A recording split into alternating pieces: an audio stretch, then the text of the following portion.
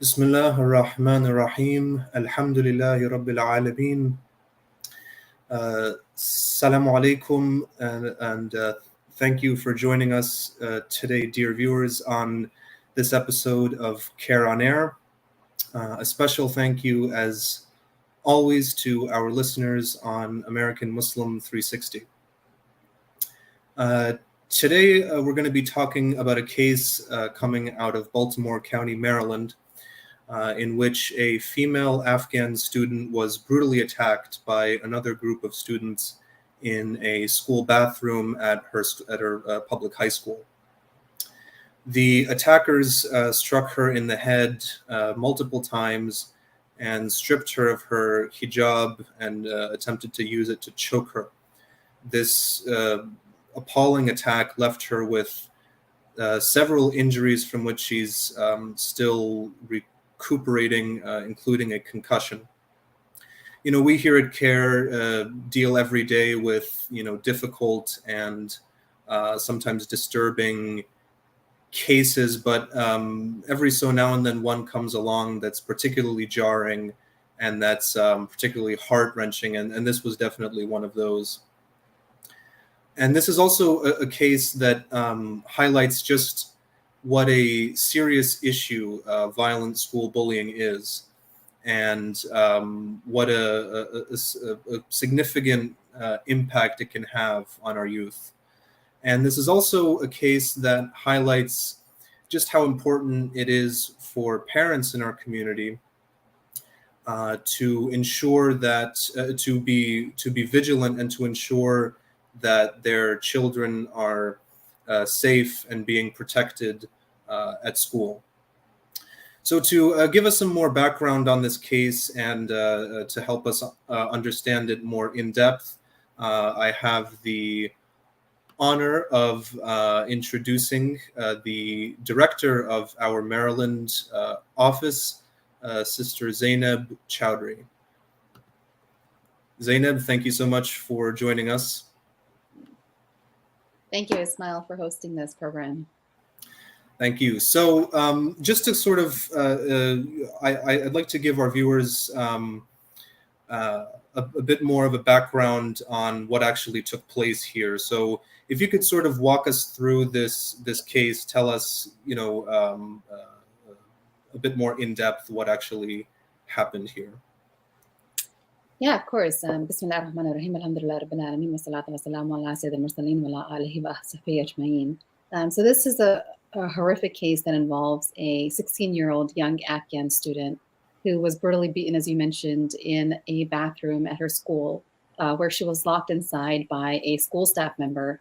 And she was assaulted physically by 3 students as other students looked on and encouraged the attack on her.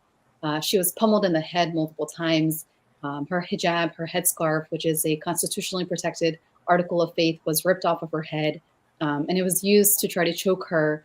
And one of the most disturbing elements, every element of this case is disturbing, but one of the most disturbing elements of this case was as she tried to escape this attack and make her way out of the bathroom, she realized that the door was locked and she wasn't able to escape. And so she was forced to endure that trauma, that the trauma of this attack, without any recourse to her. And so it's obviously something that has affected her mentally, physically, emotionally. It's affected the entire family, the other children in the family as well.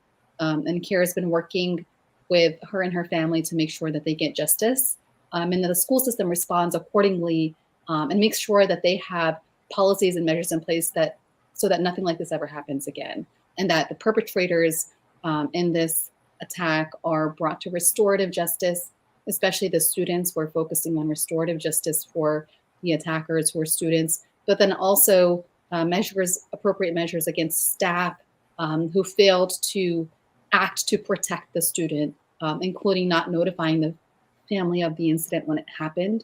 The parents actually learned about it from their daughter after she came home from school. They were not notified by school officials. So we're working to implement multiple changes policy-wise in the school system to make sure that families are aware, parents are made aware when these kind of incidents happen involving their kids.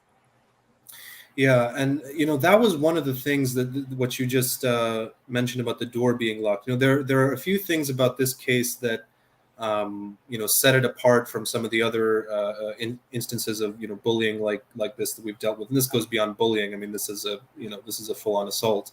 Um, but so a staff member locked the door of the bathroom while this assault is taking place.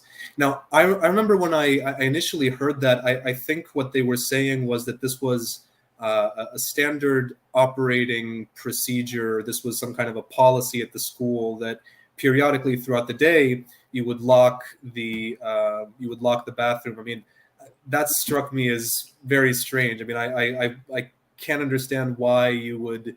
I mean, unless the bathroom is out of order, or I mean, unless you don't want students going in there, why would you lock the door? So now, as we'll discuss later on in the show, inshallah, that staff member who did lock the door was let go. But just do we have any information as to why they did that? I mean, was the school able to establish that this was intentional, or do we have any more info on that?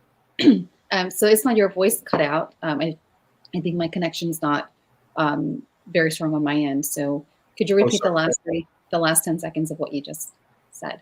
Yeah, so I was just asking if we knew why this staff member locked the door. Was it really just a policy thing, or was this because if they were let go, then and if it was a matter of policy, then they wouldn't be presumably let go for doing that. So do we know if that was intentional, or what the reasoning of that individual was?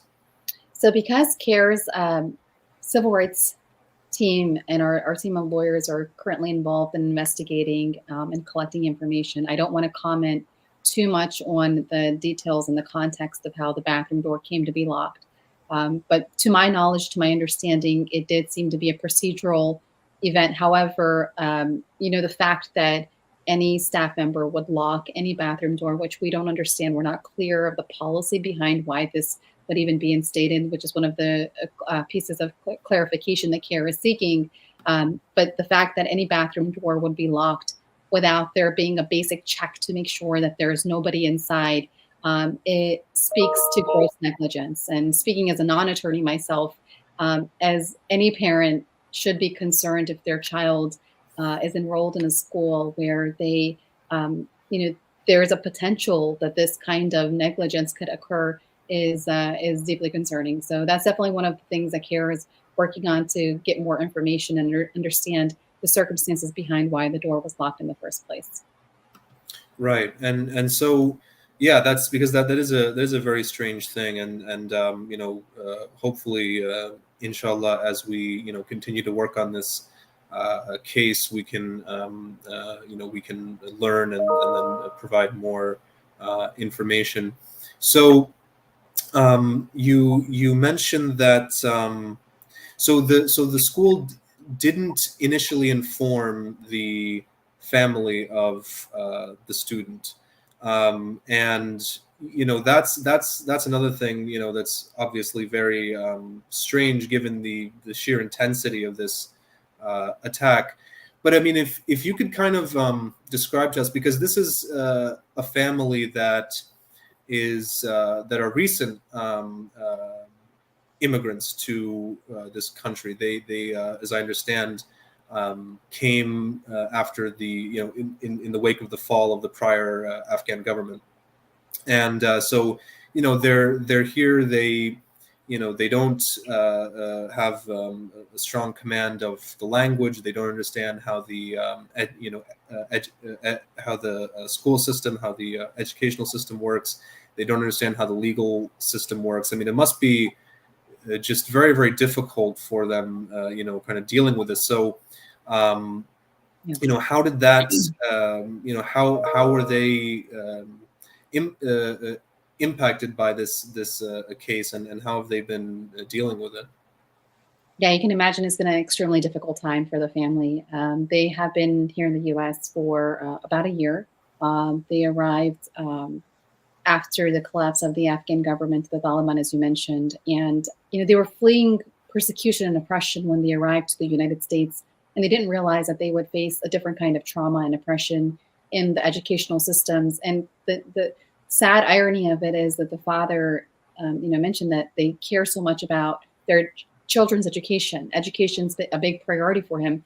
Even when CAIR spoke with the daughter who was locked and attacked in the bathroom, she was worried about her schoolwork. She was worried about missing class time because she already felt that they were so far behind that they were struggling to catch up.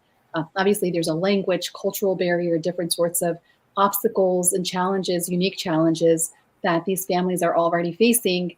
And so over top of the trauma that she experienced in this incident, she's worried about missing classroom instruction, missing, her lessons on learning English. And, the father, he's been very scared to send his kids to school, especially absent assurances from the school that they would be able to keep his children safe, which understandably, I think that any parent would hesitate to want to send their kid back to school under those kind of circumstances. And the school failed to provide assurances to the family.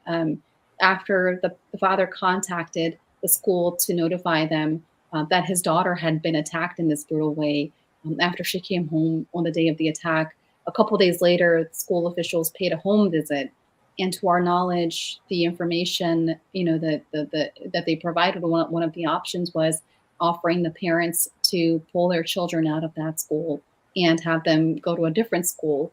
And this in and of itself is deeply problematic because it places a burden of the incident on the children. It destabilizes them. It pulls them from a familiar environment. And in essence, it punishes them for an incident that was not their fault. And so that in and of itself as a response was not acceptable. We are gratified that, after CAIR sent letters to the school system, to the Maryland State Department of Education and school police, that there has been action and there are consequences. There have been restorative measures taken as well to address the issue.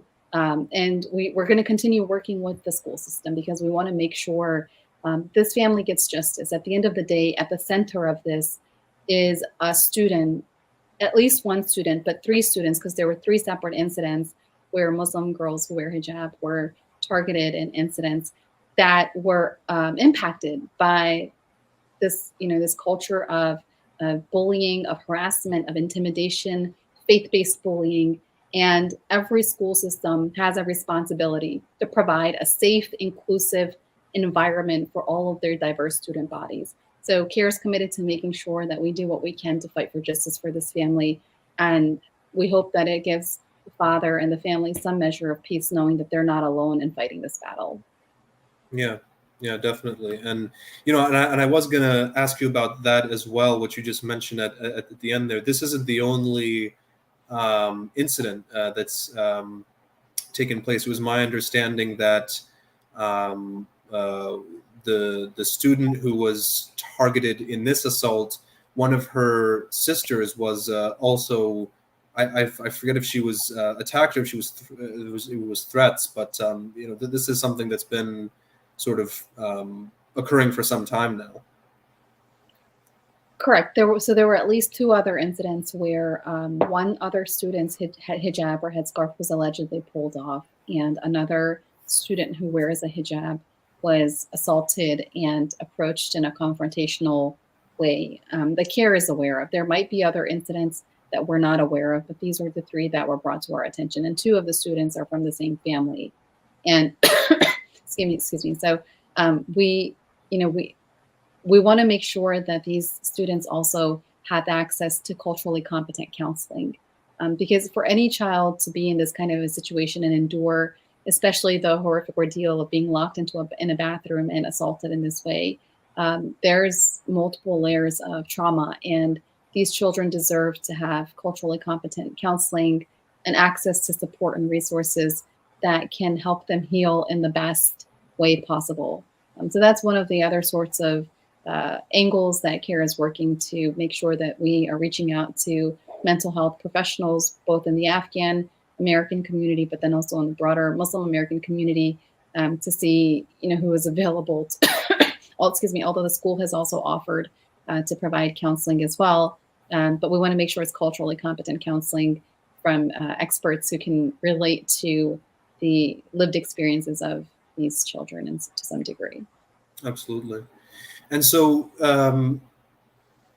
after this incident took place, after this assault took place, the school was obviously rather slow to act. I mean, this occurred on September 16th. So what actions did your office take as far as what you asked the school to do? And I know you mentioned just now providing culturally competent counseling. What were some of the other things that you called on the school to do and on the school district to do? And also what response was that met with? Because it's now it was in the news in the past couple of days that the school has taken some action towards restorative justice in this case. Of course, so CAIR called for a hate bias investigation with restorative measures against especially the children who were involved, the other students who were involved, but also corrective action against staff members who both were involved in the locking of the bathroom door, but that also who failed to notify the parents when the incident happened and who failed to keep the children safe. We called for an investigation, also explanation of measures taken by the school system to ensure that the Muslim students were safe and their well-being was being prioritized. And I understand, I understand that the school had reached out to the family and provided some options, but those options were not really feasible in the sense that one of the options that the school had provided was that they could provide a staff escort for the children as they arrived to school and as they were leaving from school. And the father made a really important, powerful point that he is sending his children to school. He's not sending his children to prison. And if his children have to have an escort in school in order for them to move about, they're not able to move about freely. And that's the kind of environment where that means that the perpetrators of these incidents are still being given an opportunity to engage with and to assault or attack his children or other children, which was a really important point that was made. We also called for compassionate, as I mentioned, compassionate, culturally competent training or counseling for the children who were directly impacted, but also other Muslim children who were at that school. And also training for educators as well, educators and other students as well. We called for system-wide policy changes, including the immediate notification of an incident to parents. If anytime a child's well-being is threatened or compromised, parents have the right to know if their child's safety is being jeopardized. And then we called for, as I mentioned earlier, clarification into the school policies regarding the locking of the bathroom door in the first place. Now, one of the other pieces that I haven't mentioned is that the CAIR was involved in is the initial police report that was taken by school police omitted a lot of really critical information that was relevant to the case itself. And so CAIR followed up with school police to make sure that that report was being updated because that report is critical to the investigation. And for example, it failed to include the fact that the student had to seek medical attention, that she was taken to the emergency room, that she was diagnosed with a concussion, that she was suffering with lingering symptoms and trauma from the incident over a week after it had happened. And there were other factors and other key elements of the incident that were also missing from the police report. So in addition to holding the school system accountable, we're also working to make sure that school police are documenting and writing these reports correctly, because that information is what's going to be integral to the investigation that's happening. Yeah, absolutely. Yeah, it's crucial that that the facts are in place for further action to take place. So this is, like I said, this is really, I think, a case that highlights how important it is for parents to be aware of what's going on in their children's schools, and to be vigilant when it comes to their children's safety in schools. And there's so much going on when it comes to schools right now. There's a lot of things that could potentially there's a lot of threats, I think, that children are exposed to nowadays in schools. And so do you have any advice for parents in the community as to how they can better ensure that their children are safe in schools? Yeah, absolutely. I think that one of the key pieces of this is that we strongly encourage parents to familiarize yourselves with your child's school handbook and school policies. So it's really important to know what kind of systems and protocols are in place um, in terms of how schools respond to different kinds of incidents that occur. And parents are really the first line of defense for your child.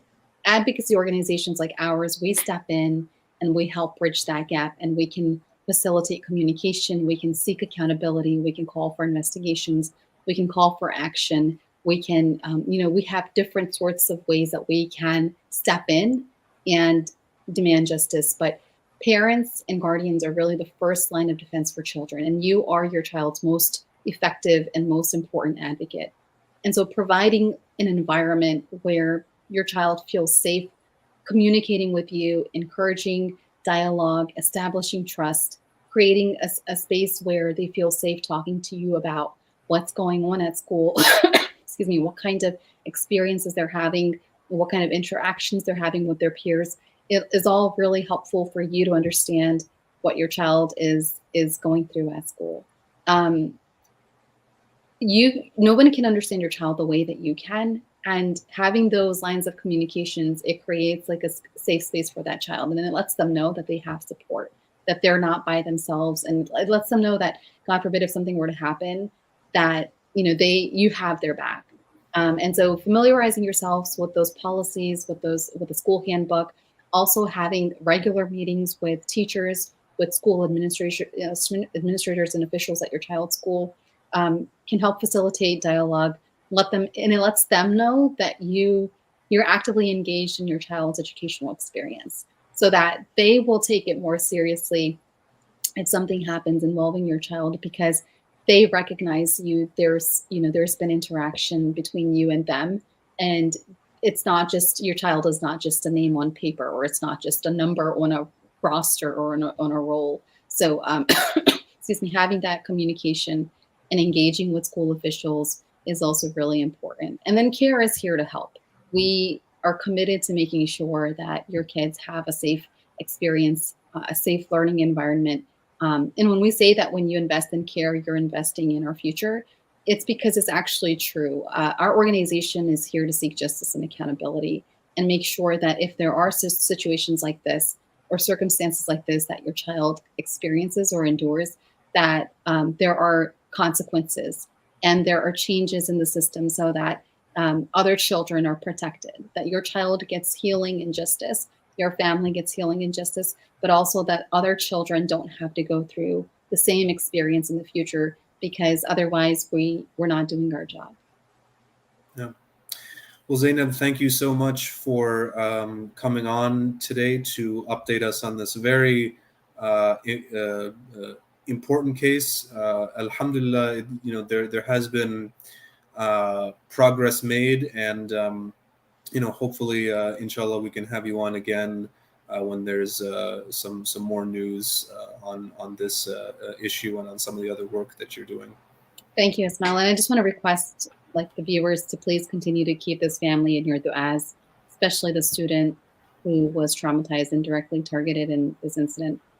This is going to be a journey for them to heal and move on from this, and they're going to need support. So please keep them in your du'as. And Jazakumullah khair for having me on to talk about this. Yeah. May Allah keep them firm and grant them strength and patience as they go through this. It's a very difficult thing, but alhamdulillah, at least now they can begin to heal, inshallah. آمين يا رب العالمين. And thank you all for joining us today on CAIR on Air. This show airs every Thursday at 3 p.m. So we look forward to connecting with you next week, inshallah. And please follow us on social media for more updates and more news. And also, I would ask everyone to please go to cair.com/banquet to get your tickets for our 28th annual banquet, which will be taking place on October 29th in Arlington, Virginia, inshallah. Thank you so much, and Assalamu alaikum wa rahmatullah.